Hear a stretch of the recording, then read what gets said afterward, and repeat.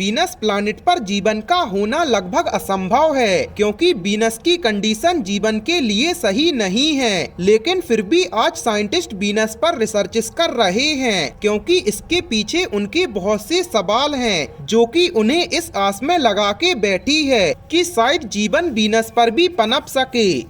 नमस्कार दोस्तों, आपका एक बार फिर से फैक्टी नॉलेज की वीडियोस पर स्वागत है।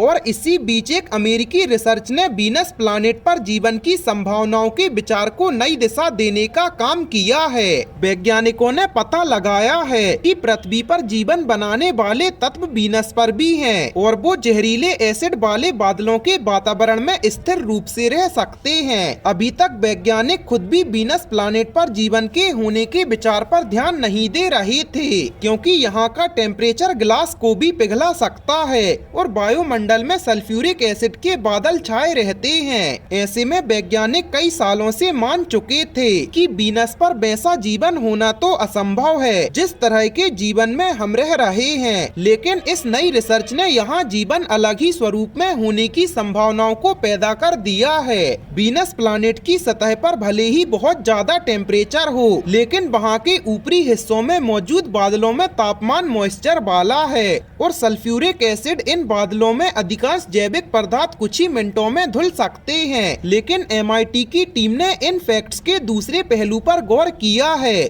उन्होंने पृथ्वी पर प्रोटीन बनाने वाले अहम छोटे अणुओं अमीनो एसिड पर ध्यान दिया है। AMT के साइंटिस्ट का मानना है कि जीवन के लिए 4 प्रमुख तत्व, जो कि nucleic acid, base amino acid, fatty acid और कार्बोहाइड्रेट होते हैं। इनमें से कुछ फैटी एसिड सल्फ्यूरिक एसिड में खास तत्व बनाते हैं, जबकि न्यूक्लिक एसिड बेस इस एसिड में स्थिर रहते हैं। लेकिन शोधकर्ताओं ने 19 प्रकार के अमीनो एसिड को सल्फ्यूरिक एसिड में घोला है, जिनकी मात्रा वीनस प्लैनेट के बादलों के एसिड से मेल खाती थी।